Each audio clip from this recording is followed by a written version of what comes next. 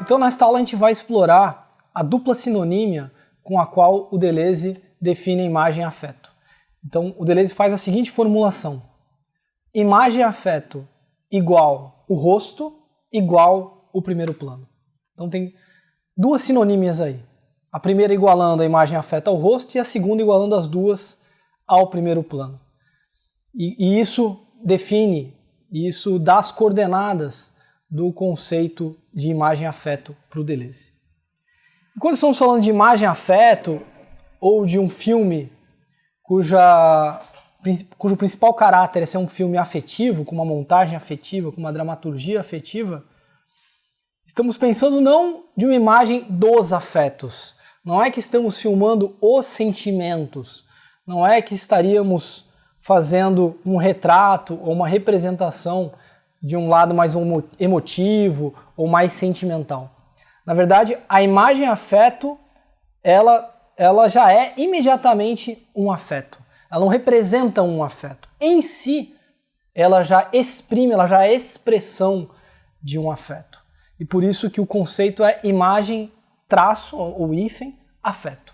E não imagem dos afetos, e não uma espécie de tentativa de filmar a circulação dos afetos.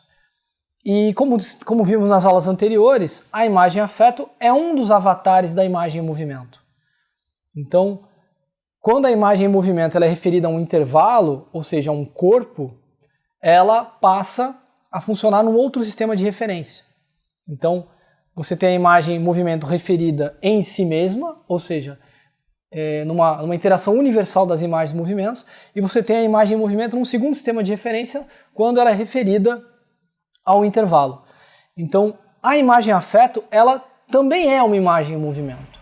Ela também funciona dentro do regime operativo, do modo operativo da imagem em movimento.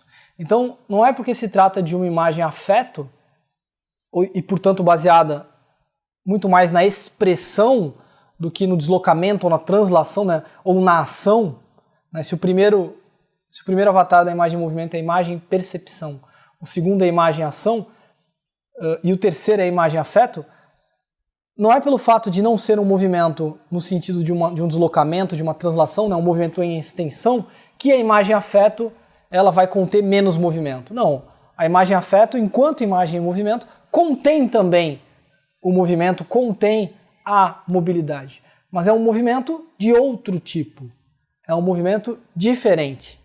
A gente está falando, quando fala em imagem afeto, em movimentos interiores, sejam micromovimentos, sejam estremecimentos, tremores, vibrações, movimentos bastante sutis em intensidade, ou seja, movimentos que são dados muito mais por uma série intensiva do que por um deslocamento no espaço. Não é necessário que haja o movimento no espaço para que haja esse tipo de movimento intensivo, quanto um outro tipo de movimento que é quando se extrai o afeto, ou seja, você consegue alcançar um afeto puro, um afeto que é de uma certa maneira abstraído dos corpos, dos estados de coisas, dos estados atuais. Ou seja, é um movimento que extrai a mobilidade do próprio movimento, a afecção do movimento. É uma espécie de acontecimento ideal, uma qualidade de potência. De qualquer forma, existe aí também o movimento. E a imagem afeto, ela ocupa o intervalo, ela fica entre a imagem percepção e a imagem ação, entre a recepção da imagem, que é dada pela percepção, e a retransmissão ou a reação, que é dada pela imagem ação. A imagem afeto, ela fica no entre. Ela fica exatamente no intervalo. Ela ocupa esse intervalo. E, portanto, ela corresponde a uma definição da filosofia do Bergson de afeto. Porque o Bergson ele define o afeto como uma tendência motora sobre um nervo sensível. Ou seja, um movimento, uma força motriz sobre uma placa nervosa. Então, o funcionamento da imagem afeto, ele tem aí já dois polos. Uma tendência motriz, ou seja, um movimento em intensidade, mas que encontra um nervo sensível ou uma placa nervosa ou uma superfície que vai absorver e, portanto, vai ficar no intervalo. Ele é uma espécie do custo do intervalo, o custo de ter um corpo, o custo de poder agir sobre o exterior é justamente sentir a dor, sentir o prazer, sentir a resistência do real e se afetar a partir disso. Então, utilizando a filosofia do Bergson, a gente pode dizer que a imagem afeto, ela necessariamente tem que ter esses dois polos. Um polo motriz, mas que não se converte em deslocamento no espaço, não se converte em reação, e uma superfície estática, uma superfície que vai absorver esse movimento e vai exprimi-lo. Então, esses são os dois polos da imagem afeto.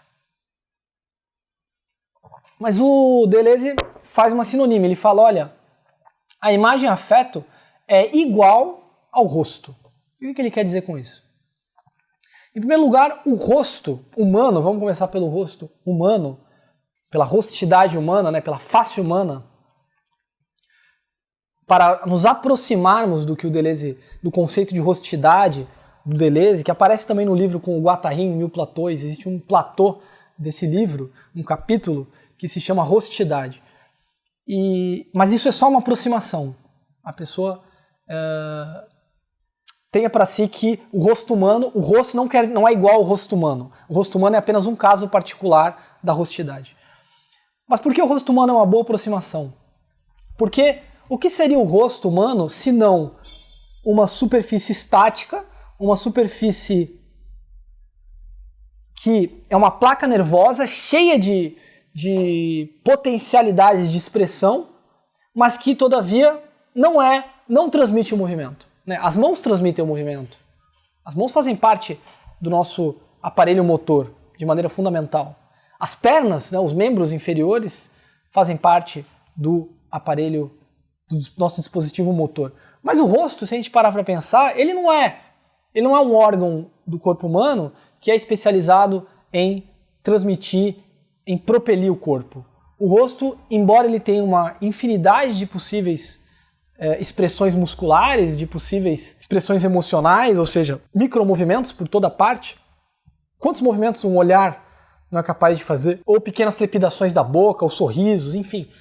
Uma gama, uma pletora de potencialidades que, no entanto, não estão voltadas para a transmissão do movimento. E é por isso que o rosto, naturalmente, ele é uma máquina expressiva poderosa, o rosto humano.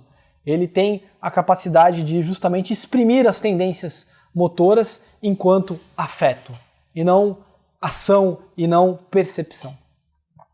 Então, nós podemos começar a aproximar o conceito de rostidade pelo rosto humano, embora existem inúmeros outros objetos e outras manifestações do rosto que não são o rosto humano.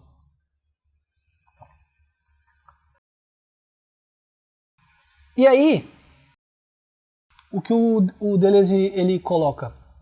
Ele diz o seguinte, olha, como exprimir o afeto se o afeto ele não se confunde com o corpo que se afeta? Ele não se confunde com o estado de coisas que aquele afeto exprime. Ele não se confunde com as causas físicas e as causas ativas que produzem o efeito que o afeto exprime. O que eu quero dizer com isso? Podemos pensar na dor.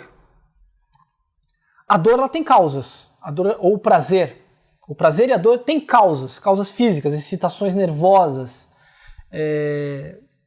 razões químicas, bioquímicas, enfim, uma infinidade de explicações a partir da química, da biologia, para a sensação de dor ou a sensação de prazer. Mas embora se possa esquadrinhar e se possa estudar em muita profundidade essas excitações nervosas, esse, digamos assim, funcionamento causal do prazer e da dor, eles não explicam o afeto que a dor e o prazer exprimem. E por isso a dor e o prazer, elas excedem as suas causas. Elas têm uma natureza qualitativa e singular, de maneira que não pode ser definida ou medida pelas causas. Não é a quantidade de excitação nervosa que define a qualidade do prazer, ou a quantidade de sofrimento ou de ferimento que é causado que vai definir a qualidade de uma dor. E nesse sentido, as dores são incomensuráveis e incomunicáveis, no sentido que a dor de um nunca é a dor do outro, o prazer de um nunca é o prazer do outro. Eles sempre são raros, eles sempre são únicos, eles sempre envolvem acontecimentos ideais que nunca se esgotam pelas causas físicas. E, portanto, as tentativas de medir o grau de dor e o grau de prazer são sempre artificiais, são sempre reducionismos, porque existe um componente qualitativo, um componente intensivo na dor e no prazer que não admitem uma medida em grau, uma medida em extensão. Então, como que o rosto, que afinal de contas o rosto ele é um corpo, né, individualizado, o rosto ele é socializado, ele é comunicante, como que o rosto poderia exprimir algo que é afetivo, genuinamente afetivo, e não meramente uma exteriorização de causas físicas, mas muito além de uma exteriorização, uma expressão, que não se confunde com a própria exteriorização.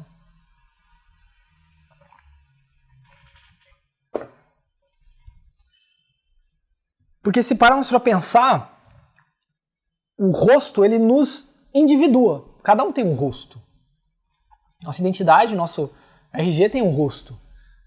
Para se identificar hoje no Brasil, você tem que ter um documento que tem a sua assinatura e a sua foto, 3x4. Por quê? Porque o rosto nos individualiza. Os retratos falados são feitos a partir dos rostos.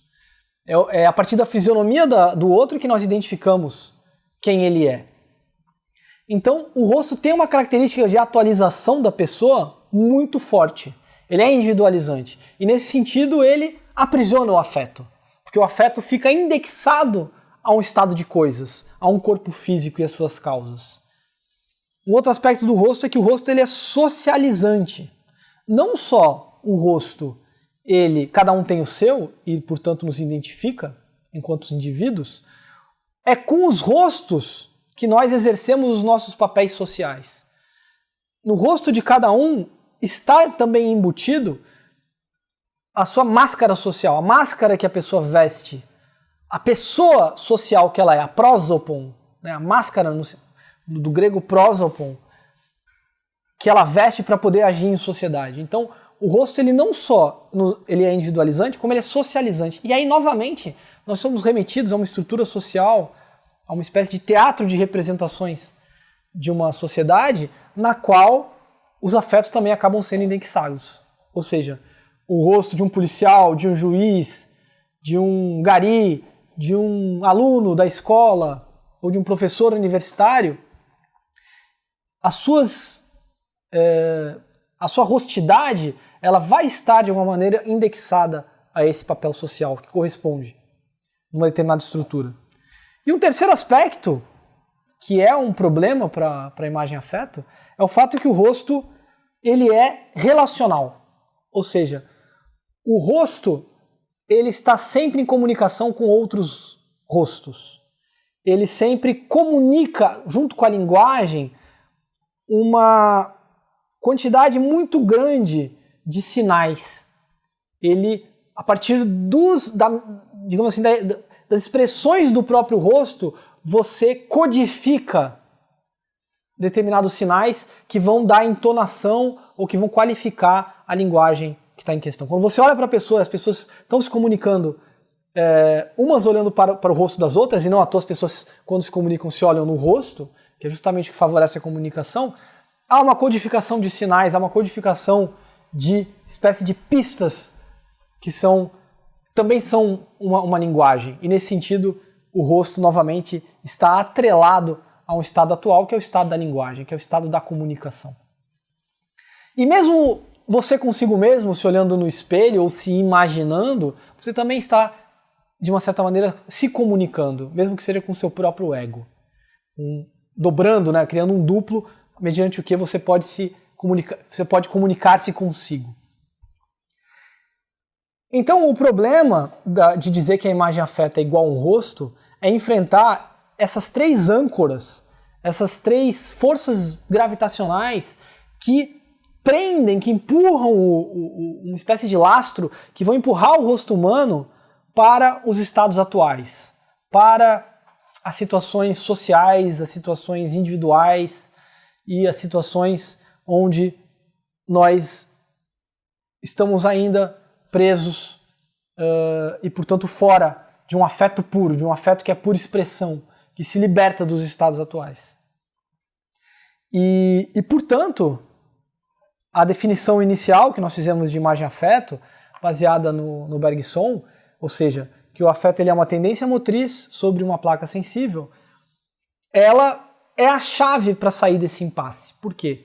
Na medida em que eu tenho dois polos, ou seja, um polo dado pela tendência motriz, ou seja, pelos micromovimentos, pelo movimento intensivo, e aí no cinema, na aula passada, nós vimos quem explorou bastante esse polo do regime da rostidade, que é o regime intensivo, foi o Eisenstein.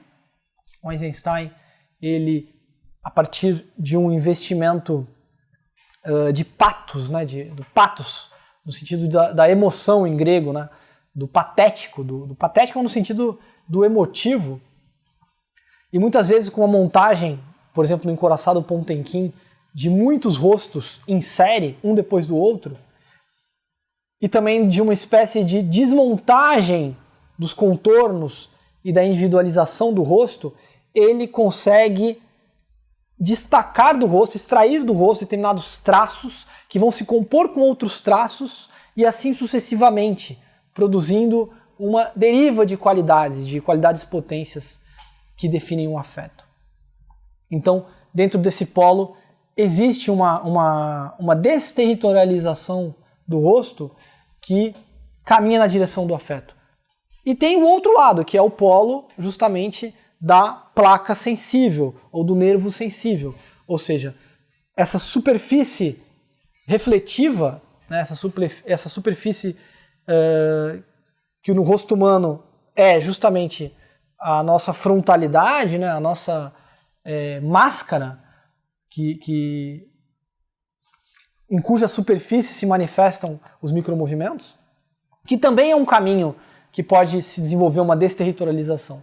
Nós vimos no caso na aula passada, o caso do Griffith, né? Se de um lado é o cinema soviético com Eisenstein, do outro é o Griffith, quando ele explora justamente o rosto das suas mocinhas, das atrizes, quando elas se exprimem naqueles rostos doces, ou então o terror nos rostos, enfim, uma gama de manifestações a partir dos contornos, a partir da forma, a partir do desenho do rosto, muito mais do que da intensidade.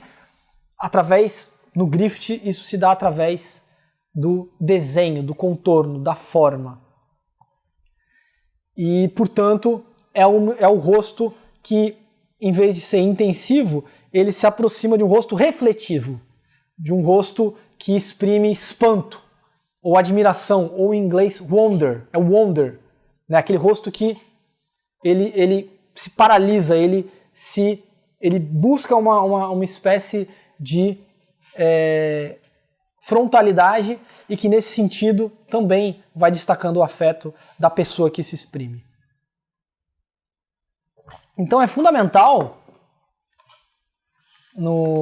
na afirmação da imagem afeto, ou no estilo baseado na imagem afeto, uma montagem afetiva, que sejam enfrentadas essas âncoras, socializante, comunicante e individualizante do rosto, para que os traços de expressão ou a superfície refletiva possam se libertar e o afeto, portanto, se torne o objeto da imagem. Ou seja, não é uma imagem de afeto, é a própria constituição da imagem que é a imagem afeto, na medida em que ela não é exatamente o afeto daquela pessoa, ou um afeto correspondente àquelas coordenadas temporais, ou um afeto dado por um determinado papel social. Não, é um afeto puro, é uma qualidade de potência, é um acontecimento ideal, que paira na situação, que é um tipo de fantasma ou de espectro que vai estar na superfície da situação. E nesse sentido, o grande cineasta da imagem afeto, para o Deleuze, no que tange ao rosto, aí nós vamos ver outras manifestações, mas no que tange ao rosto humano, é o Ingmar Bergman, o cineasta escandinavo Bergman, que nós vamos explorar na próxima aula, não nessa aula. Essa concepção do afeto puro, em Deleuze, ela vem de um filósofo francês do começo do século XVIII. Ele nasceu no começo do século XIX, ele nasceu no final do século XVIII, que se chama Maine de Biran. E o Maine de Biran, ele tem um conceito de afeto que é muito diferente do conceito aristotélico. Em Aristóteles, o afeto ele é um acidente. O afeto ele é predicado de um sujeito. É necessário que haja um sujeito, pode ser um ser humano, um animal, qualquer coisa que seja, que vai se afetar. Ou seja, o afeto ele está sempre amarrado a um sujeito. Ele é um tipo de qualidade, uma qualidade acidental que você predica de um substantivo, que você predica de uma substância. Há aí uma relação, então, entre um sujeito e um predicado. Ou seja, o afeto está preso um no outro. O Ben de Biran se opõe a essa concepção. Mas se opõe a ela sem cair numa concepção platônica, sem cair numa concepção idealista, onde existiriam afetos-ideias, onde o afeto fosse algo completamente destacado da realidade sensível. Na verdade, seria necessário ascender da realidade sensível para uma realidade inteligível, na qual o afeto existiria enquanto uma ideia eterna e imutável. Por exemplo, existiria o amor com maiúsculas, ou o medo com maiúsculas, ou o terror com maiúsculas, e portanto o afeto existiria no plano ideal. Platão. Não. Para o Maine de Biran, nem as ideias platônicas, nem as categorias aristotélicas. Para o Maine de Biran, o afeto ele é um acontecimento ideal, mas ele não é uma ideia. Por quê? Porque, embora as coisas e os corpos sejam portadores de acontecimentos ideais, e, portanto, sobre as coisas e sobre os corpos transitem qualidades potências, essas qualidades potências, elas só existem, elas só insistem acopladas aos corpos. Ou seja, o afeto, embora ele não seja um estado atual, embora ele não seja um corpo, não seja uma causa, ele afeta justamente os corpos e as causas. Ele acontece para os corpos e as causas. Da mesma maneira que podemos pensar o devir, se pensarmos o devir enquanto afeto. O devir ele não é histórico, o devir ele não é social, o devir ele não existe na história. Mas o devir ele afeta a história. O devir só existe numa relação com a história, embora ele não seja histórico. O afeto ele só existe em relação ao corpo que se afeta e é afetado, mas ele não se confunde com o corpo. Então, a imagem afeto, enquanto um dos avatares da imagem em movimento, a imagem em movimento é o corpo completo, né, o dispositivo ou o esquema sensório-motor, que é percepção, ação e afecção.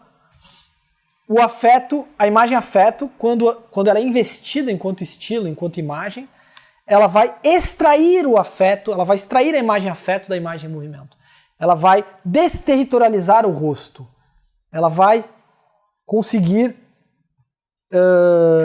afirmar o afeto puro em relação ao corpo que é afetado, sem com isso transformar o afeto puro numa ideia. Por quê? Porque é aquele afeto. É como o Godard fala do vermelho, né? Não é sangue, é vermelho. É o vermelho que é o próprio vermelho, mas não é qualquer vermelho, nem o vermelho com maiúscula, é aquele vermelho que está acontecendo aqui e agora, mas que não se reduz ao aqui e agora. É o brilho da faca no filme do Pabst, A Caixa de Pandora, de 1929, com a Louise Brooks, que faz a Lulu. Tem a cena do assassinato da Lulu, porque ela leva o assassino, que é o serial killer, que é o Jack, uma espécie de Jack o Estripador. Ela, próximo do final do filme, leva para o seu quarto, no seu apartamento, o Jack o Estripador. E o começo da cena ele é dado por por rostos que estão muito mais próximos da rostidade enquanto superfície reflexiva, enquanto placa nervosa, né? O wonder, o espanto, eles estão ali muito mais prospectivos e muito mais se deixando levar pelas situações do que entrando em séries intensivas, causando cadeias de intensidade. E em um determinado momento parece que o assassino ele não vai cometer o crime.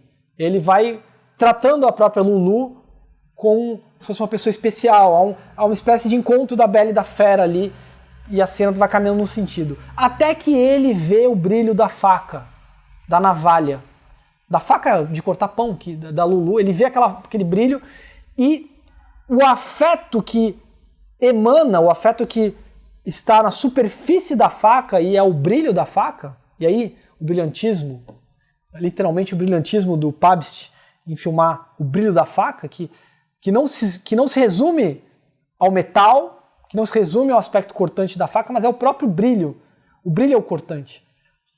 E ele se contamina por aquele afeto, e aí o rosto do assassino entra numa série intensiva, deixa de ser placa nervosa de Wonder e passa para os micromovimentos. E aí ele vai exprimindo um terror.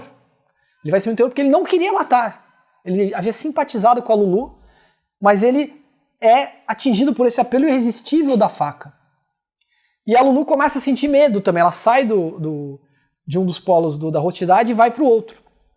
Vai se gerando uma reação em cadeia, uma espécie de ressonância do terror dos dois, até o ponto em que o assassino pega a faca e aí o rosto dele, a série intensiva termina com uma espécie de conformismo. Ele se conforma em ser um serial killer e que, portanto, enquanto serial killer, ele tem que matar.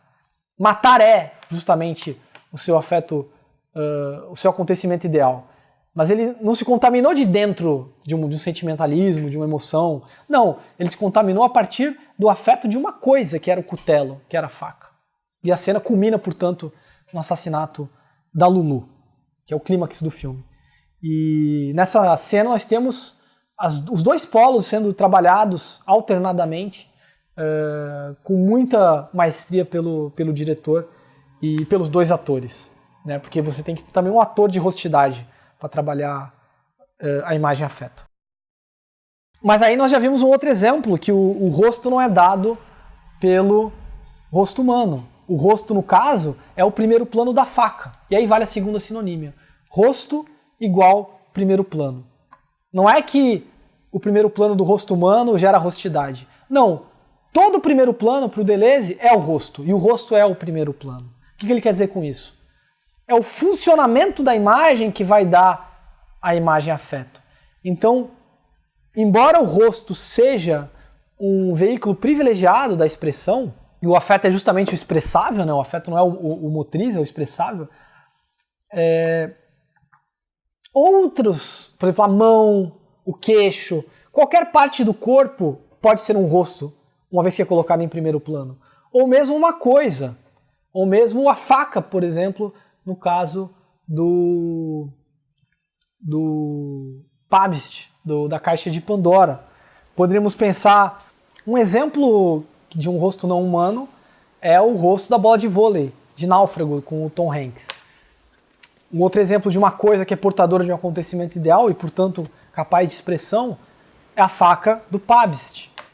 Poderíamos dar um outro exemplo que o Deleuze cita, que é um filme do Clouseau, do Henri Clouseau, de 1942, que é O Assassino Mora no 21. Tem uma cena de uma epifania da personagem quando ela mata a charada e descobre o assassino. E aí é uma sucessão de primeiros planos no qual aparecem vários objetos em tríades, em trincas. E portanto, o número 3 remete a ela, a charada para resolver a charada para poder descobrir quem é o assassino. Também um outro exemplo de rostidade dada pelas coisas.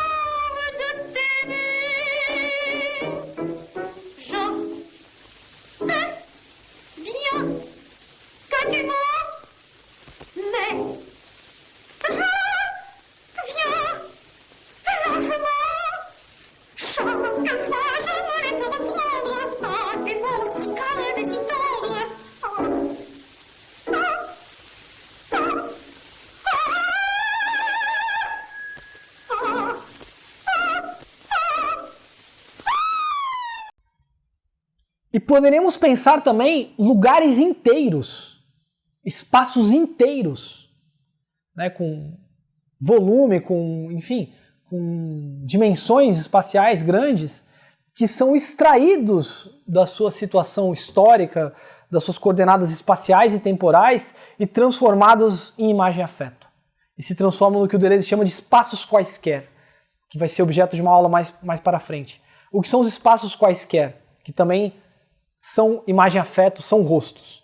Os espaços quaisquer são espaços atuais, espaços que têm coordenadas temporais, coordenadas sociais, históricas, mas que acabam sendo extraídos dessa situação e passam a pairar ou a sobrevoar a situação enquanto espaços afetivos, espaços intensivos, espaços sem coordenadas espaciais, espaços da desmedida, espaços que não podem ser mensurados, como a dor ou o prazer não podem ser mensurados, não podem ser medidos em extensão. São os espaços quaisquer. Antonioni é um cineasta dos espaços quaisquer, para o Deleuze há outros. Então, com isso, a gente vê como que, na verdade, qualquer coisa, né, desde o rosto humano até espaços, até lugares, podem ser transformados através de procedimentos e meios técnicos de cinema em imagem-afeto.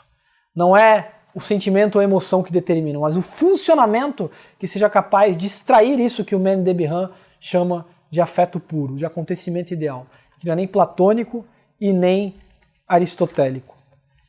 E há análises, tanto por parte da linguística estrutural quanto da psicanálise estrutural, que vão interpretar os primeiros planos como um objeto parcial.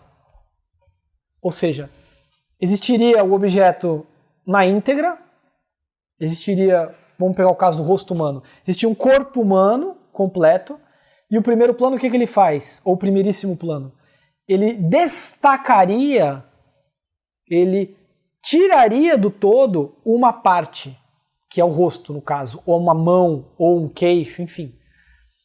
Para essa análise psicanalítica, estrutural ou linguística, o primeiro e o primeiríssimo plano, eles fariam um desmembramento do corpo. E aí, uma interpretação psicanalítica seria dizer que o primeiro plano, o primeiríssimo plano, eles têm a estrutura da castração, porque existe a falta, a perda de uma unidade primordial, de um todo integrado, na medida em que eu destaco um primeiro plano ou um primeiríssimo plano. E no caso da linguística, essa lógica pars pro toto, né, a parte pelo todo, se daria em função de um caráter sinedóquico ou metafórico da linguagem. Toda linguagem teria no fundo um funcionamento metafórico ou sinedóquico, da sinédoque, de tomar a parte pelo todo e de, portanto, fazer uma série de inferências a partir disso. E aí o primeiro plano e o primeiríssimo plano se definiriam pela falta, se definiriam por um objeto parcial, porque é um objeto que necessitaria ser reconciliado, seja através da reencenação do trauma, seja através de uma série de procedimentos de recomposição.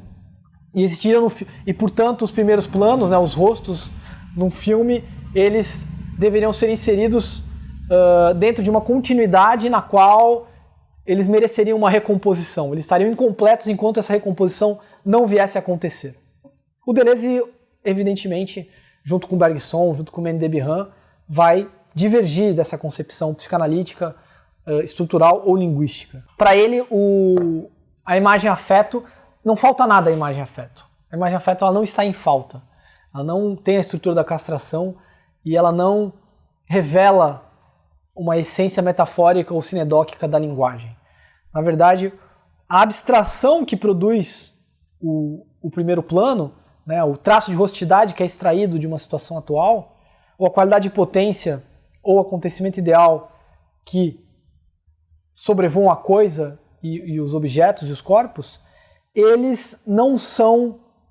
Essa abstração ela não é subtrativa, é uma abstração aditiva. É como se, ao extrair o rosto, extrair através do primeiro plano, eu estivesse criando algo novo. que não está em falta com nada, porque é uma nova dimensão da imagem, é um novo funcionamento da imagem, que é a imagem-afeto. E isso é uma adição.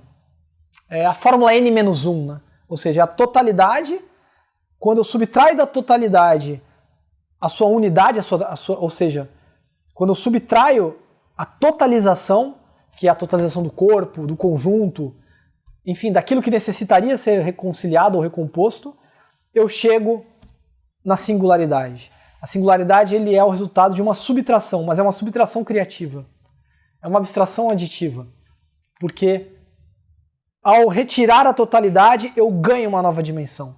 Eu abro um novo espaço, que é o espaço qualquer. Ou eu abro a capacidade de compor os traços de rostidade numa série intensiva. Eu ponho em sérias intensidades e assim produzo uma nova qualidade.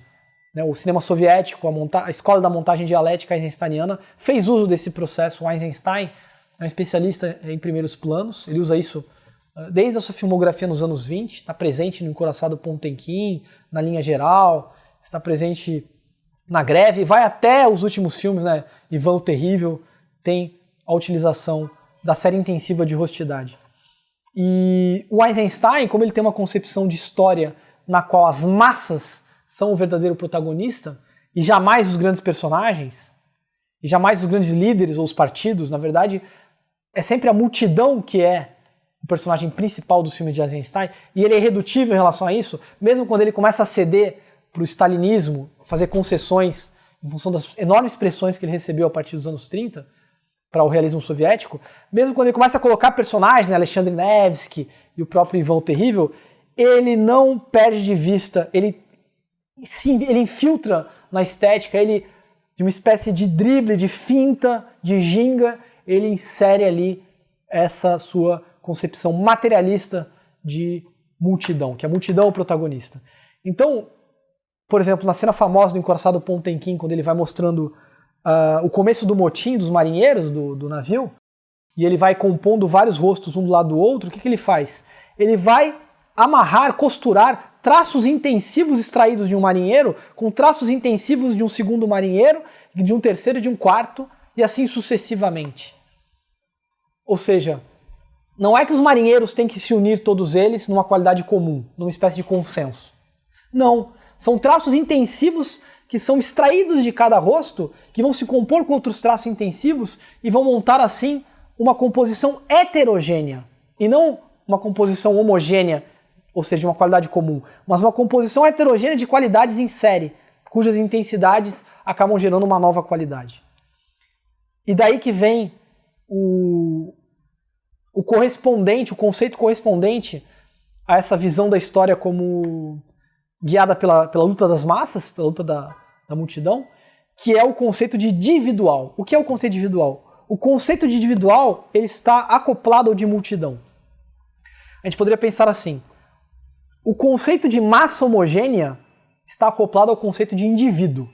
O que é? Como é que funciona? Eu tenho um indivíduo que é heterogêneo, cada indivíduo é um indivíduo, cada um tem o seu próprio rosto, é individualizado, e os indivíduos, quando se conectam por uma qualidade comum, o medo, eles formam uma massa homogênea. Ou seja, o medo produz a partir do indivíduo, numa redução dessa heterogeneidade individual, uma homogeneidade de massa. Essa é a explicação vulgar do fascismo, que o fascismo seria a psicologia das massas. Ou seja, um líder capaz de uniformizar e homogeneizar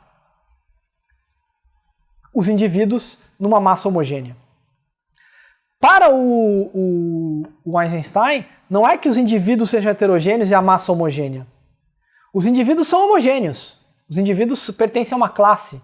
Os indivíduos são marinheiros. Os indivíduos são cidadãos de uma cidade, são proletários na Revolução de 17, são camponeses no processo da coletivização das fazendas, no caso da Linha Geral, são rebelados na greve, enfim, é o povo que está em armas no Ivan o Terrível, ou seja, os indivíduos são homogêneos, não tem nenhum indivíduo ali extraordinário, não tem nenhum grande personagem que seja heterogêneo. Os indivíduos são homogêneos, eles são pessoas que estão numa classe social, que estão numa situação social histórica na qual a atualidade deles ela é homogênea. O que é heterogêneo é justamente aquilo que é extraído enquanto intensidade dos indivíduos, que é qualidade e não quantidade, e que se compõe. E a composição dos divíduos, ou seja, dos afetos, do que é extraído dos indivíduos, é que vai compor uma multidão. E a multidão, portanto, ela é heterogênea. Essa é a diferença. Se no primeiro esquema eu tenho indivíduos heterogêneos que são uniformizados e reduzidos a uma massa homogênea, aqui eu tenho indivíduos homogêneos, mas que através do funcionamento individual do afeto, a partir da série intensiva, eles formam uma multidão heterogênea. Se a massa é homogênea, é uma pasta, é uma espécie de massa onde todos compartilham a mesma qualidade comum, a multidão ela é heterogênea. Ela é feita das singularidades e não mais das individualidades. Então, o cinema do Eisenstein, ele concretiza por meios de cinema um conceito spinozano ou negriano, para pensar mais recentemente, de multidão. Né? A multidão é a protagonista dos filmes do Eisenstein. Então, não é um sujeito coletivo, mas é uma composição de singularidades. E ele faz isso através da imagem afeto. Eis aí um uso político revolucionário da imagem afeto, e que foi combatido pelos burocratas do Partido Comunista e do Stalinismo, porque eles queriam grandes personagens. Stalin é o grande personagem, e não o povo soviético. Mas não o povo soviético como uma massa homogênea, mas justamente a composição do heterogêneo que é a multidão. Então, com isso, nós fechamos a nossa sinonímia. Imagem afeto igual rosto igual primeiro plano.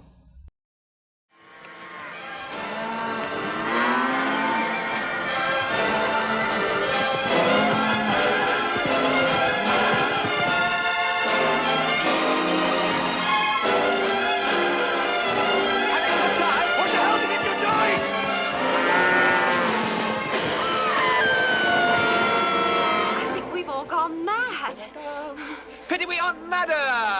Oh, you beautiful doll, you great big beautiful doll. Let me put my arms around you.